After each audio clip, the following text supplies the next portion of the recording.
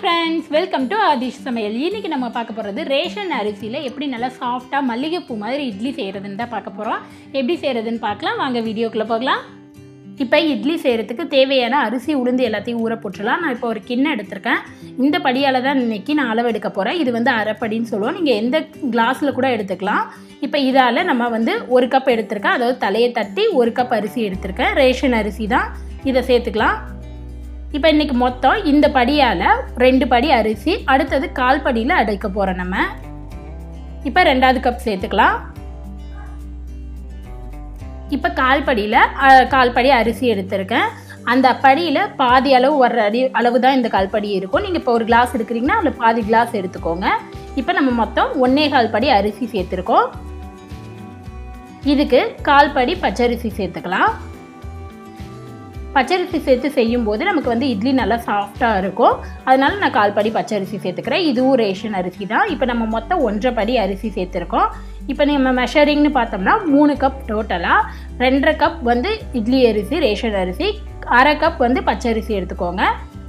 இப்போ உளுந்து ஊற போட்டுடலாம். ஒரு கிண்ணம் எடுத்துக்கோங்க. நம்ம எடுத்து வச்ச 1/4 படியால் 1 கப் அளவு உளுந்து எடுத்துருக்கேன். இப்போ நீங்கள் கிளாஸில் எடுக்கிறீங்கன்னா அந்த 1 கிளாஸ் எடுத்துக்கோங்க. நான் 1/4 படி வந்து கரெக்டாக இருக்கும். 3 பங்கு அரிசிக்கு 1 கப்பு உளுந்து கரெக்டாக இருக்கும். இப்போ இதை ஊற போட்டுக்கலாம். சில மாவு வந்து நிறையா காணும்.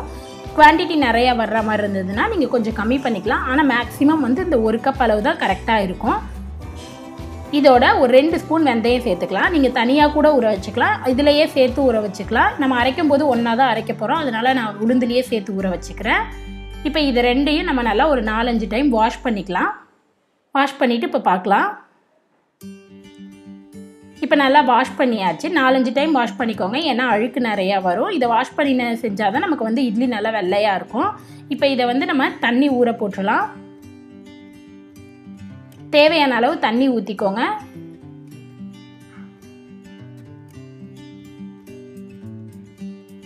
இப்போ தண்ணி சேர்த்தாச்சு. இதை வந்து 4லேருந்து 5 மணி நேரம் நம்ம ஊற வச்சுக்கலாம். அதுக்கப்புறம் பார்க்கலாம். இப்போ 5 மணி நேரம் ஆகிடுச்சு. அரிசி உளுந்து ரெண்டுமே நல்லா ஊறிடுச்சு நமக்கு. இப்போ அரைக்க ஆரம்பிச்சிடலாம். ஃபஸ்ட்டு உளுந்து அரைச்சிடலாம். நான் இங்கே கிரைண்டர் எடுத்திருக்கேன். கிரைண்டரில் அரைங்க. அப்போ தான் நமக்கு குவான்டிட்டியாக இருக்கட்டும் இட்லி சாஃப்டாகவும் இருக்கும். மிக்சியில் இருக்கிறது அந்தளவு நல்லா இருக்காது. இப்போ நம்ம ஊற வச்சு எடுத்து வச்ச உளுந்தை சேர்த்துக்கலாம். நீங்கள் இதுவே 2 கிளாஸ் சேர்க்குறீங்கன்னா 2 டைமாக அரைச்சிக்கோங்க. நான் 1 கிளாஸ்ன்றதுனால 1 டைமோடு அரைச்சிக்கிறேன். இப்போ எல்லாத்தையும் சேர்த்தாச்சு. இதை மூடிட்டு நல்லா ஓட்டிக்கலாம். தண்ணி எதுவும் ஊற்றாத ஃபஸ்ட்டு அரைங்க. ஒரு 5 நிமிஷம் அரையட்டும். அதுக்கப்புறம் பார்க்கலாம். இப்போயே தண்ணி ஊற்றினோன்னா நமக்கு வந்து உளுந்து மாவு நிறைய காணாது. இப்போ மூடி போட்டு மூடட்டும். 5 நிமிஷம் ஆகட்டும். 5 நிமிஷம் ஆகிடுச்சு. பாருங்கள் நமக்கு நல்லா மைய அரைஞ்சி வந்திருக்கு. இப்போ வந்து நம்ம தண்ணி சேர்த்துக்கலாம். நான் இங்கே வந்து 1/2 கிளாஸ் அளவு தண்ணி எடுத்து வச்சுருக்கேன். இதை சேர்த்து நல்லா 5 நிமிஷத்துக்கு ஓட விட்டுக்கலாம். தண்ணி ரொம்ப சேர்க்காதீங்க. கொஞ்சம் கொஞ்சமாக சேர்த்து அரைக்கணும். இப்போ இது 5 நிமிஷம் அரையட்டும். நம்ம அதுக்கப்புறம் பார்க்கலாம்.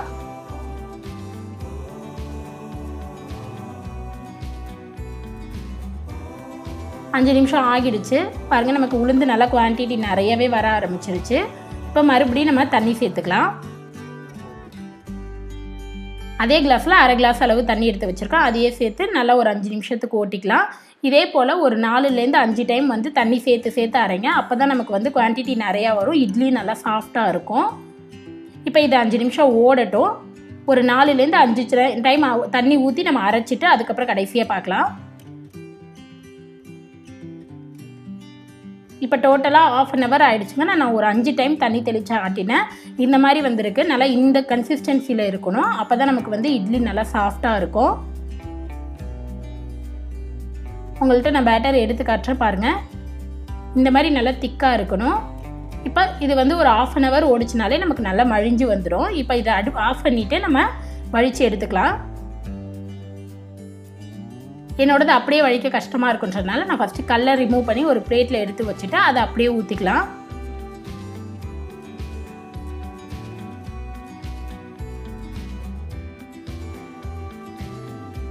இப்போ இங்கே ஒரு பாத்திரம் எடுத்து வச்சுருக்கேன். நல்லா பெரிய பாத்திரமாக எடுத்துக்கோங்க. அதில் நம்ம அரைச்சி வச்ச உளுந்தை சேர்த்துக்கலாம்.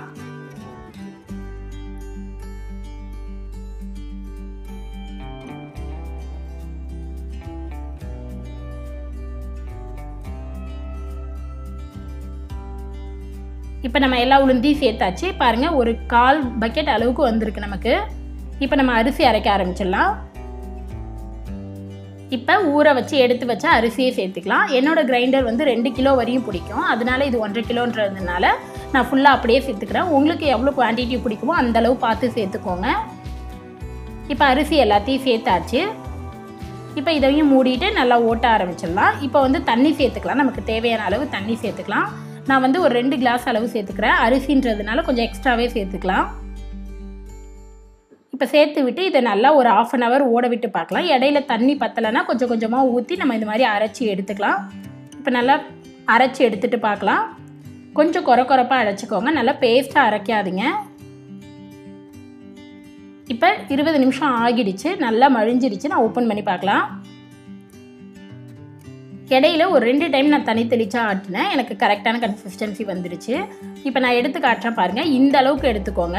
லைட்டாக ரவா விட லைட்டாக சன்னமாக இருக்கிற அளவு பார்த்துக்கோங்க. ரொம்ப ஃபைன் பேஸ்ட்டாக அரைச்சோன்னா நமக்கு இட்லி வந்து குழப்பாக இருக்கும்.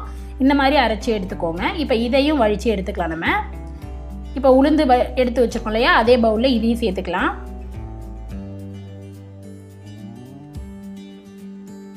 இப்போ உளுந்த மாவு அரிசி மாவு ரெண்டும் சேர்த்தாச்சு. இதுக்கு தேவையான அளவு உப்பு சேர்த்துக்கலாம். ஒரு கைப்பிடி அளவு உப்பு வந்து இதுக்கு கரெக்டாக இருக்கும். நான் கல் உப்பு தான் சேர்த்துக்கிறேன். இதை சேர்த்து விட்டு நல்லா மிக்ஸ் பண்ணி விட்டுறலாம். கையால் மிக்ஸ் பண்ணுங்கள். கரண்டியால் மிக்ஸ் பண்ணால் நமக்கு புளிக்காது, அதனால் கையால் சேர்த்து நல்லா மிக்ஸ் பண்ணி விட்டுருங்க. நம்ம பெரிய பாத்திரமாக எடுத்துக்கிட்டால் தான் நமக்கு புளிச்சு வரும்போது கரெக்டாக இருக்கும். நம்ம இப்போ இதில் கரைச்சி வைக்கும்போது 1/2 பவுல் இருந்தால் தான் பொங்கி வரும்போது ஃபுல் பவுல் வரும். நீங்கள் ஃபுல்லாக இப்பயே வச்சிங்கன்னா அது பொங்கி கீழே ஊற்றிடும். இப்போ பாருங்கள், நல்லா கரைச்சாச்சு. இந்த கன்சிஸ்டன்சியில் இருக்கணும். இப்போ இது வந்து நம்ம மூடி போட்டு மூடி ஒரு ஓவர் நைட் வந்து வச்சிடலாம். இல்லை நைட்டில் நீங்கள் வைக்கலைன்னா பகல்லன்னா ஒரு 8லேருந்து 9 மணி நேரம் வச்சுக்கோங்க. நல்லா புளிச்சு வரணும். அப்போ தான் இட்லி நல்லாயிருக்கும். நம்ம 8 மணி நேரம் கழித்து பார்க்கலாம். இப்போ ஓவர் நைட் ஆயிடுச்சு. இதை ஓப்பன் பண்ணி பார்க்கலாம்.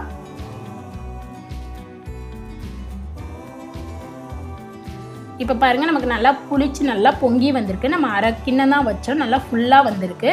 இப்போ இதை கரண்டி போட்டு நல்லா மிக்ஸ் பண்ணி விட்டுக்கலாம். ரொம்ப மிக்ஸ் பண்ண வேணாம், லைட்டாக மிக்ஸ் பண்ணி விட்டுருங்க.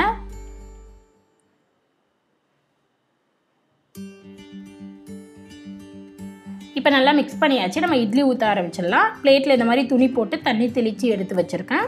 இதில் இப்போ நம்ம இட்லி ஊற்றிடலாம். ஒரு அரை கரண்டி அளவு ஊற்றிக்கோங்க, ரொம்ப ஊற்ற தேவையில்ல. ரொம்ப ஊற்றுறீங்கன்னா இட்லி பெருசாக வரும்.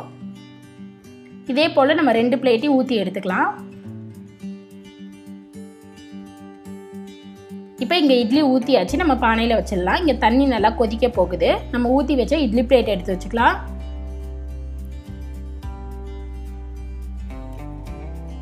இப்போ இதை மூடி போட்டு மூடி வச்சுக்கலாம். இப்போ இது ஒரு 5 நிமிஷம் வேகட்டும் ஹை ஃப்ளேம்லேயே. நம்ம அதுக்கப்புறம் பார்க்கலாம். 5 நிமிஷம் ஆகிடுச்சு. நம்ம ஓப்பன் பண்ணி பார்க்கலாம். இப்போ இட்லி வெந்திருக்கான்னு பார்க்க இந்த மாதிரி ஒரு பவுலில் தண்ணி எடுத்துகிட்டு கையை நல்லா நனைச்சிக்கோங்க. லைட்டாக தொட்டு பாருங்கள். கையில் ஒட்டாத வந்துருச்சுன்னா இட்லி வெந்துருச்சுன்னு அர்த்தம். அப்படி இல்லைன்னா செகண்ட் டிப்ஸ் என்னென்னா, நல்லா கையை நனைச்சிட்டு லைட்டாக ஒரு விரலால் குத்தி பாருங்கள். உங்களுக்கு வந்து மாவு எதுவும் இல்லாத இட்லி வெந்து போய் கையில் எதுவும் ஒட்டாத வரும். அப்படின்னா இட்லி வெந்துருச்சுன்னு அர்த்தம். இட்லி வெந்துருச்சு. இப்போ இதை எடுத்து நம்ம கீழே வச்சிடலாம்.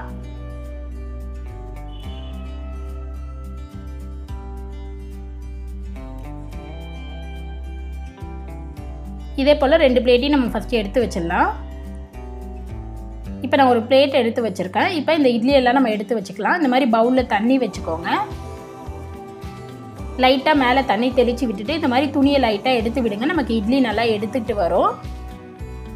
நீங்கள் அப்படியே கூட கொட்டிக்கலாம். அப்படியே கொட்டும்போது ஒரு சில இட்லி உடஞ்சிரும். அதனால நம்ம இந்த மாதிரி கையில் எடுக்கும்போது அந்த ஷேப் எல்லாம் கரெக்டாக இருக்கும். இந்த மாதிரி ஒவ்வொரு இட்லியாக நம்ம எடுத்து வச்சுக்கலாம் பிளேட்டில்.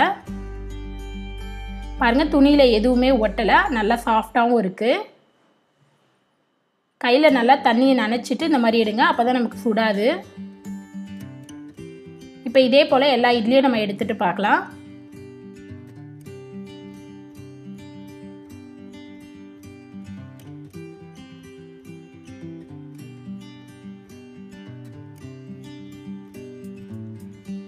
பாருங்கள், நம்ம இட்லி வந்து ரொம்பவே சூப்பராக சாஃப்டாக ரெடி ஆயிடுச்சு. அவ்வளோ பஞ்சாட்டம் இருக்குது. அவ்வளோதான் ஃப்ரெண்ட்ஸ், நம்மளோட சூப்பரான சாஃப்டான இட்லி ரெடி ஆகிடுச்சு. கண்டிப்பாக நீங்களும் ட்ரை பண்ணி பாருங்கள். உங்களுக்கு இந்த வீடியோ பிடிச்சிருந்துச்சுன்னா லைக் பண்ணுங்கள், ஷேர் பண்ணுங்கள், கமெண்ட் பண்ணுங்கள், மறக்காமல் சப்ஸ்கிரைப் பண்ணுங்கள். கூடவே இருக்கிற பெல் பட்டனை ப்ரெஸ் பண்ணுங்கள். அப்போ தான் நான் எப்போ வீடியோ போட்டாலும் உங்களுக்கு நோட்டிஃபிகேஷன் வரும். நெக்ஸ்ட்டு ஒரு நல்ல ரெசிபியில் உங்களை பார்க்குறது வரைக்கும் பாய்.